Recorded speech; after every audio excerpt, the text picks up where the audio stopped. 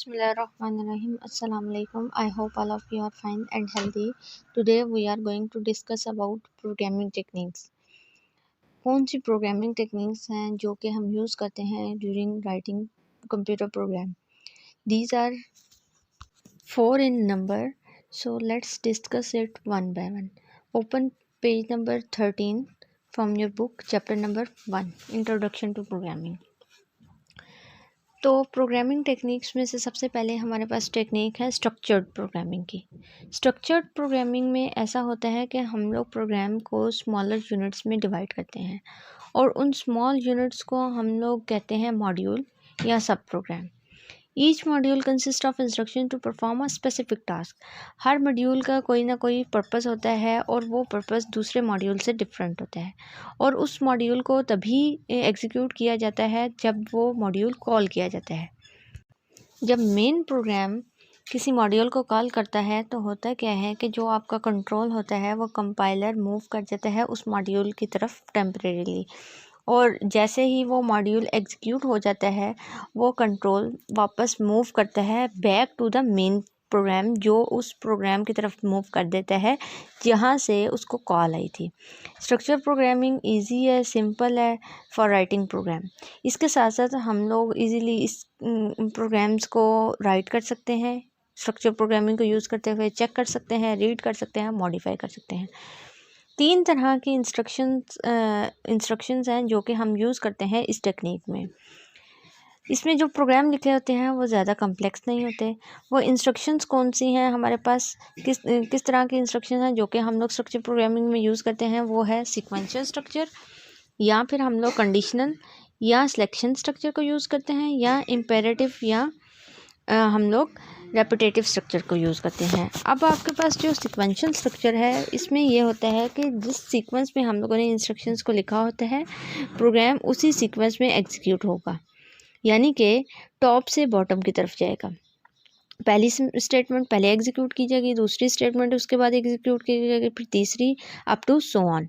अब हम कंडीशनल या सिलेक्टिव स्ट्रक्चर की बात की जाए तो इसमें यह होता है कि on the basis of condition कोई स्टेटमेंट या सेट ऑफ स्टेटमेंट एग्जीक्यूट की जाती है. अगर तो कोई पर्टिकुलर कंडीशन ट्रू होगी देन ही कोई स्टेटमेंट एग्जीक्यूट की जाएगी. उसकी नेक्स्ट जो इफ़, फॉर एग्जांपल इफ़ अगर स्टेटमेंट यूज़ करें तो इफ़ के अंदर जो कंडीशन लिखी गई होगी वो ट्रू होगी तभी तो इफ़ का ब्लॉक एग्जीक्यूट किया जाएगा.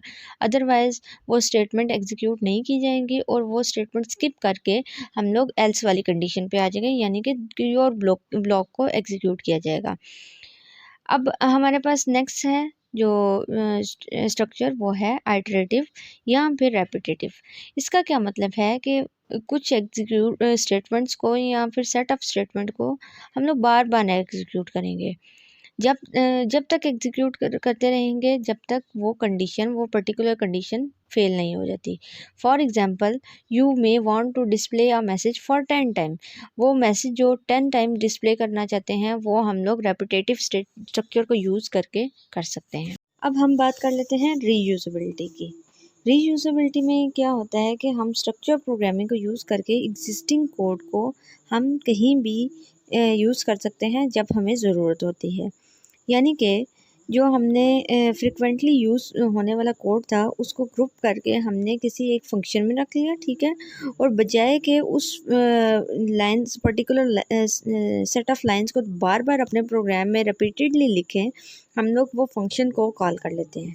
यानी कि उसका नेम लिखते हैं फंक्शन का और उस फंक्शन को कॉल करते हैं. इस तरह से हम लोग कोड को रीयूज़ कर सकते हैं. नेक्स्ट बात कर लेते हैं हम easier to code. Easier to code का क्या मतलब है कि स्मॉल ब्लॉक्स ऑफ कोड लिखेंगे हम लोग instead of writing long programme.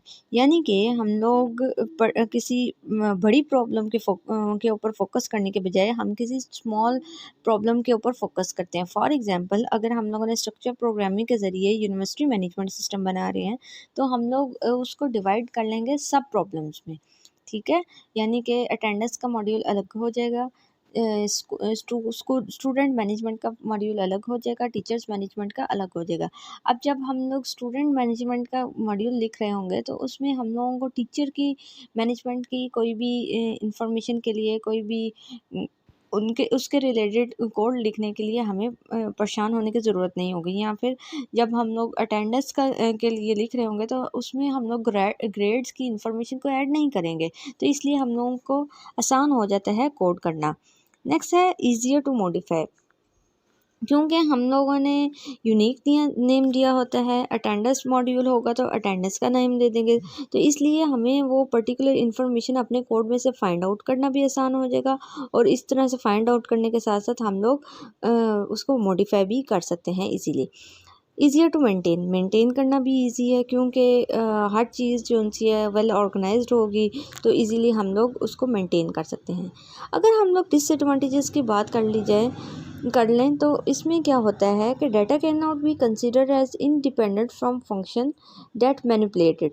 जो डाटा हम लोग देते हैं फंक्शन में, तो हमारे लिए ये डिफरेंट अलग अलग करना बहुत मुश्किल हो जाएगा, क्योंकि हमें डाटा हर सूरत फंक्शन को पास आउट करना होगा। यानी कि डाटा क्लोजली रिलेटेड कर रहा है, क्लोजली डिपेंड कर रहा है किस पे, फंक्शंस के ऊपर जो इसे मैनिपुलेट करेंगे। तो ये एक डिसएडवांटेज है स्ट्रक्चर प्रोग्रामिंग का। नेक्स्ट बात कर लेते हैं हम ऑब्जेक्ट ओरिएंटेड प्रोग्रामिंग की। ऑब्जेक्ट ओरिएंटेड प्रोग्रामिंग में जो प्रोग्राम्स हम बनाएं on the basis of objects होंगे, यानी कि ऑब्जेक्ट्स को के बेसिस के ऊपर हम लोग प्रोग्राम्स बनाएंगे। ऑब्जेक्ट क्या होता है? It is a collection of data and functions. Object दुनिया में किसी भी चीज़ को रिप्रेजेंट करने के लिए हम लोग यूज़ करते हैं, और इसमें होता क्या है कि हम लोग ऑब्जेक्ट ओरिएंटेड प्रोग्रामिंग में हम लोग जो फंक्शंस होते हैं और डाटा होता है उसको हम लोग ग्रुप कर लेते हैं किसी एक क्लास में। इसलिए object oriented programming easy to modify हो जाएगी, क्योंकि हर चीज़ जो सी होगी वेल ऑर्गेनाइज्ड होगी, बिल्कुल उसी तरह से जिस तरह से हम लोगों ने स्ट्रक्चर प्रोग्रामिंग में किया था। C++ और जावा पॉपुलर एग्जांपल है ऑब्जेक्ट ओरिएंटेड प्रोग्रामिंग लैंग्वेज की। फॉर एग्जांपल आपके पास एक ऑब्जेक्ट है पर्सन, और पर्सन के क्या हैं, कुछ प्रॉपर्टीज़ हैं और कुछ करैक्टरिस्टिक्स हैं। अब प्रॉपर्टीज़ क्या हो सकती हैं पर्सन के? Name, age, height. और अगर मैं इसकी फंक्शनैलिटीज़ की या फिर करैक्टरिस्टिक्स की बात मेरा मतलब ऑपरेशंस की बात करूं, तो वो जो पर्टिकुलर ऑब्जेक्ट है वो क्या क्या ऑपरेशन परफॉर्म कर सकता है? वो वॉक कर सकता है, पर्सन वॉक कर सकता है, टॉक कर सकता है, ईट कर सकता है। तो ये थी हमारी ऑब्जेक्ट ओरिएंटेड प्रोग्रामिंग का थोड़ा सा इंट्रोडक्शन। नेक्स्ट बात कर लेते हैं इवेंट ड्रिवन प्रोग्रामिंग की। इवेंट ड्रिवन प्रोग्रामिंग में क्या होता है? An event occurs when something happens. Event की बेस के ऊपर हम लोग कुछ फंक्शनैलिटी परफॉर्म करते हैं। जैसे ही कोई इवेंट अकर होता है हम उसके बेस के ऊपर कोई रिस्पॉन्स एग्जीक्यूट करते हैं, कोई रिस्पॉन्सिव इवेंट अकर करते हैं। फॉर एग्जांपल अगर कोई इवेंट क्या क्या हो सकता है कि क्लिकिंग द माउस बटन से कुछ आपने स्क्रीन के ऊपर क्लिक किया तो ज़ाहिर है कोई रिस्पॉन्स देना होगा, स्क्रीन को रिस्पॉन्सिव होना होगा। इसके अलावा typing a character from the keyboard, moving the mouse, और उसके अलावा हमारे पास लास्ट है डिलीटिंग और चेंजिंग द वैल्यू। एग्जाम्पल्स की बात कर ली जाए तो यहाँ पे for example user right click करता है अपने माउस से तो विंडोज़ के ऊपर एक पॉपअप अपीयर होता है। अब ये जो राइट क्लिक हो रहा है ये इवेंट अकर हो रहा है, ठीक है, और जो पॉपअप अकर हो रहा है वो क्या है? उस इवेंट के बेस के ऊपर रिस्पॉन्स है। यूजुअली इवेंट ड्रिवन प्रोग्रामिंग जो होती है वो वर्क करती है विजुअल प्रोग्रामिंग एनवायरनमेंट के साथ। अब हम विजुअल प्रोग्रामिंग एनवायरनमेंट की बात करते हैं या फिर विजुअल प्रोग्रामिंग की बात की जाती है तो इसमें यूज़र फ्रेंडली इंटरफेस को यूज़ करते हैं ताकि हम लोग प्रोग्राम्स लिख सकें, प्रोग्राम से इंटरेक्ट कर सकें। हम लोग इसमें डिफरेंट ऑब्जेक्ट्स यूज़ करते हैं like windows, menus, buttons and list box to develop graphical user interface को बनाने के लिए हम लोग इस तरह के ग्राफिकल ऑब्जेक्ट्स को यूज़ करते हैं। अब विजुअल प्रोग्रामिंग इन्वायरमेंट ऐसा इन्वायरमेंट होता है जिसमें हम लोग विजुअल प्रोग्रामिंग कर सकते हैं, ठीक है। विजुअल प्रोग्रामिंग इन्वायरमेंट क्या चीज़ होती है जिसमें हम लोग विजुअल प्रोग्रामिंग करेंगे। तो विजुअल प्रोग्रामिंग इन्वायरमेंट में क्या होता है कि वो सारे ऑब्जेक्ट्स होते हैं जिनको हम लोग ग्राफिकल यूज़र इंटरफेस में यूज़ करते हैं। फॉर एग्ज़ाम्पल आप लोगों ने अगर कोई बटन क्रिएट करना है तो बटन के लिए आप लोगों को कोड लिखने की ज़रूरत नहीं नहीं होगी, वो particular object already visual programming में एज अ कंपोनेंट मौजूद होगा, तो आप वहाँ से यूज़ कर सकते हैं। मज़े की बात यह है कि विजुअल प्रोग्रामिंग एनवायरनमेंट को यूज़ करके हम लोग जो प्रोग्राम्स बनाएंगे, जो सॉफ्टवेयर्स बनाएंगे, वो हम लोग विजुअल यूज़र इंटरफेस को यूज़ करके बनाएंगे, बजाय कि हम लोग कोड लिख के बनाएंगे। तो आप लोगों के पास जो विजुअल बेसिक है वो भी विजुअल प्रोग्रामिंग की ही एक विजुअल प्रोग्रामिंग में ही यूज़ की जाती है। इसके साथ साथ विजुअल प्रोग्रामिंग ये फैसिलिटी भी प्रोवाइड करता है कि हम लोग किसी क्लिक के इवेंट के ऊपर, किसी क्लिक के रिस्पॉन्स के ऊपर हम लोग कोई कोड भी अटैच कर सकते हैं। फॉर एग्जांपल, एक बटन है, बटन क्लिक होना है तो उस बटन की बेस के ऊपर कोई भी हम लोग इवेंट अटैच कर सकते हैं, कोई भी हम लोग रिस्पॉन्स अटैच कर सकते हैं। क्लोज का बटन है तो क्लोज करनी है हमने एप्लीकेशन, मिनिमाइज का बटन है मिनिमाइज करनी है एप्लीकेशन। अब ये जो दो बटन्स हैं, मिनिमाइज और क्लोज के, इन दोनों का जो रिस्पॉन्स है वो डिफरेंट है, लेकिन एक्चुअली ये बटन है। अब क्लोज के बटन के बैक पे हम लोग क्लोज का एप्लीकेशन क्लोज का कोड लिखेंगे, तो इसलिए वो क्लोज हो जाएगी एप्लीकेशन। तो इस तरह से हम लोग विजुअल प्रोग्रामिंग में कोड करते हैं।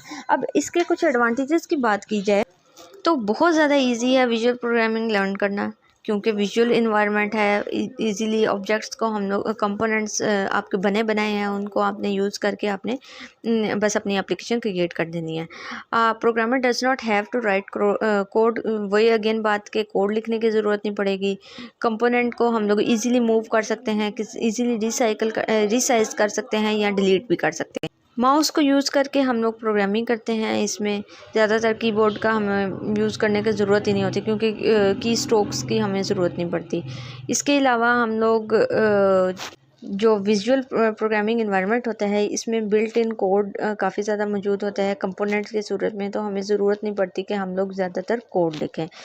इसके साथ साथ विजुअल कंपोनेंट्स जो होते वो रिएक्ट कर सकते हैं हर इवेंट के बेस के ऊपर डिफरेंटली, जैसे कि मैंने पहले दो बटन्स की आपको एग्जांपल दी। डिसएडवांटेजेस की बात कर ली जाए तो सबसे पहला डिसएडवांटेज ये है कि जो हम लोग विजुअल प्रोग्रामिंग इन्वायरमेंट्स को यूज़ करेंगे वो हैवी होंगे, और आपकी जो मेमोरी है उसमें स्पेस भी ज़्यादा लेंगे। इसके साथ साथ उसको ज़ाहिर higher capacity of hard disk चाहिए होगी, और ऐसा कंप्यूटर चाहिए होगा जिसकी फ़ास्ट प्रोसेसिंग स्पीड है।